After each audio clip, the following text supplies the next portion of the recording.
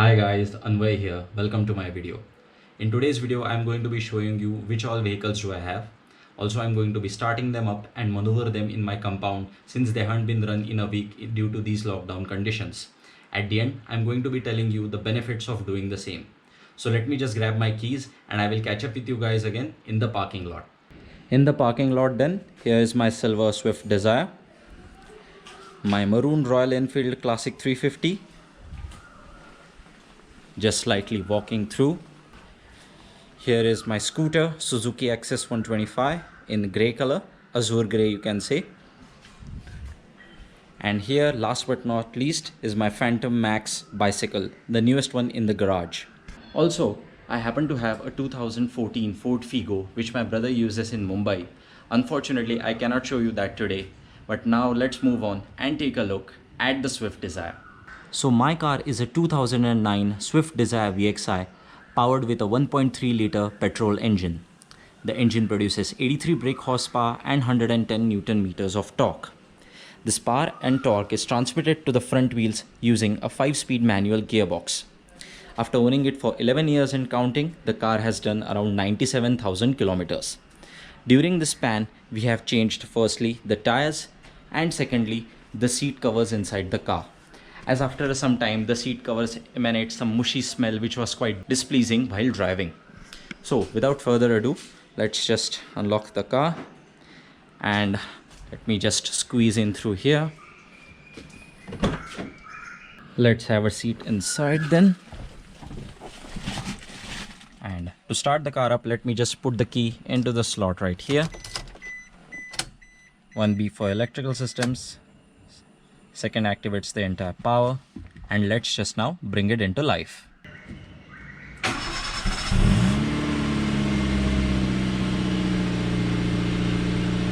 Starting the car now, you can see that the engine RPM is slightly above 1000 RPM. So the engine, once you start the car up, has the tendency to rev slightly higher than idle for two things. Firstly, to bring itself into the optimum temperature, and secondly, to circulate the coolants and the fluids around the cylinder block. So the best time for you to know when the engine is in optimum temperature is to note, well, the dial around the right below the fuel indicator comes into the middle between cold and hot. That is the time for you to put the car into the gear and then head on out for the drive. The engine has reached its optimum temperature. You can observe the needle exactly between cold and hot. Also, the engine RPM is below 1000. With the engine reaching the optimum temperature, let me just reverse it from the parking lot and let's just drive it in the society compound. It is recommended to drive your car once a week for at least 10 minutes.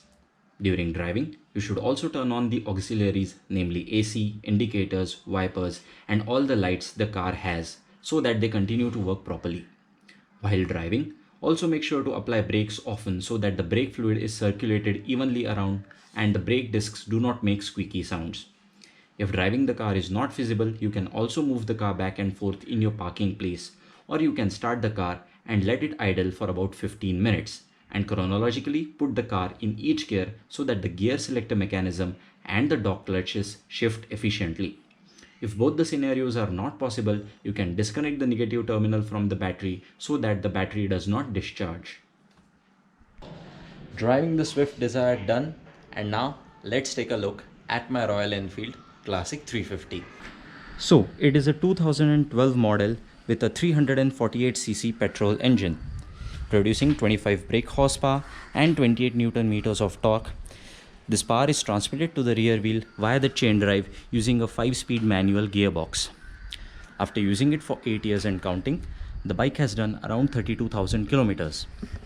I drive this bike very much occasionally as you do tend to get some back pains once your driving ends. So without further ado, let's just open the fuel valve first.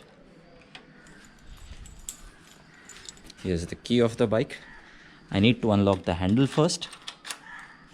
Handle being unlocked, putting the key into the ignition slot, closing the kill switch, and now let's bring it into life.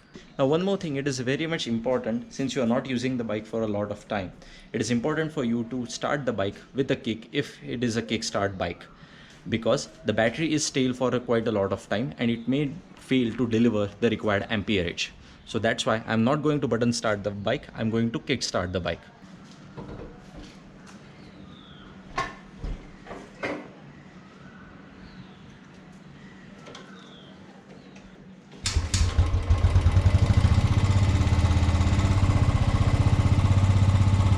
Unlike the car, the old two-wheelers are not equipped with engine temperature sensors. So after you start the bike, you can let it idle for at least a minute to bring the engine at optimum temperature. Like the car, you should also drive the bike for about 5 to 10 minutes. Although you are driving in the constrained society compounds, please make sure to cover your mouth with masks and keep your hands sanitized before and after driving.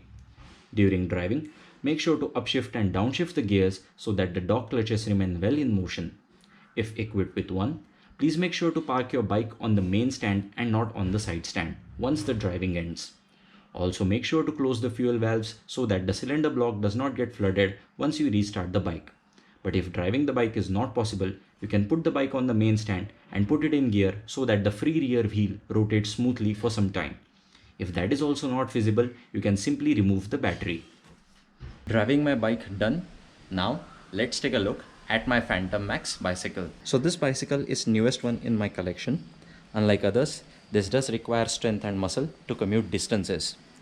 I was using it for exercise purposes before lockdown. You can see the bike is equipped with steel disc brakes in the rear and in the front. It is also equipped with the shock absorbers only in the front and not in the rear. There's a bottle holder right over here and there's the seat adjustment over here. Also, on the other side, it has 7 gears with different sprocket diameters, which also need to be rotated once every week. So, I have already unlocked the bicycle and let's just pedal it in the society compound. Well, you can drive your bicycle as much as you like, provided you are driving in your society compounds, as it is a very good exercise in these conditions, and also it does not have either a battery or the other auxiliaries which the cars and bikes have. While riding, please ensure to take it slow over the bumps or through the unavoidable potholes, as the suspensions on the bicycle do not possess that much strength or stiffness as the bikes or cars have. Like other vehicles, please make sure to upshift and downshift the gears for the smooth operation of the gear changing mechanism.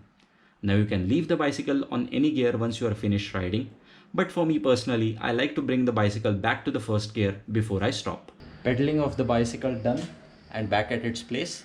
And now finally, let's take a look at the Suzuki Axis 125. So, it is a 2010 model with a 125cc petrol engine producing 8.5 horsepower and almost 11 Newton meters of torque. This power is transmitted to the rear wheel using the continuously variable transmission or a CVT with the belt drive. After using it for 10.5 years and for a limited purpose, the scooter has done around 28,000 kilometers. Now, like the bike, it is also important to start the scooter with the kick and not with the button if you have not used it for a long time. However, we are using the scooter frequently for grocery shopping. Hence, I'm not going to start the scooter. Hence, there is no point in burning fuel. But if you are not using the scooter, please make sure to start it up and drive it at least once a week. And once you are finished driving it, please make sure to park it on the main stand and not on the side stand. With the scooter then guys, I have shown you all the vehicles which I have in the parking lot, and now it is time to take a look at the advantages of doing the same. Number 1. The battery gets recharged and hence does not develop any starting problems, as the battery does discharge if you don't use the vehicle for a long time and you might need to jump start the vehicle. Secondly, no flat spots are developed on the tires as they do at the contacting surface of the vehicle with the ground if the vehicle is not moved for a long time, causing inconvenience in handling and giving vibrations on the steering wheel. Thirdly, the engine cylinder block and gearbox remain lubricated and the wear and tear of the parts is avoided. Fourthly, the jamming of the brakes is avoided. If the brakes are jammed, then you might need to apply and release the brake constantly. Secondly, you might need to move the car back and forth. Or thirdly, you might need to manually move the cables in order to release the brakes, which is quite a hectic procedure. Number 5. The bike chain and the bearings rotate efficiently without any loss. As if you don't use the vehicle for a long time, then the dust particles tend to settle on the chain and the intricate parts of the bearing, causing them to either clog or jam. It is also a very hectic expense as you may need to lubricate or either replace the bearings. So that is also avoided. Well, those are the advantages of starting and driving your vehicles once every week. I encourage each and every one of you to do so, as the vehicle may develop some problems which I have explained to you previously. With that being said, I'm going to end this video here. If you like this video, please make sure to hit that like and subscribe button. I will catch up with you guys again in another video. Bis dann, auf Wiedersehen.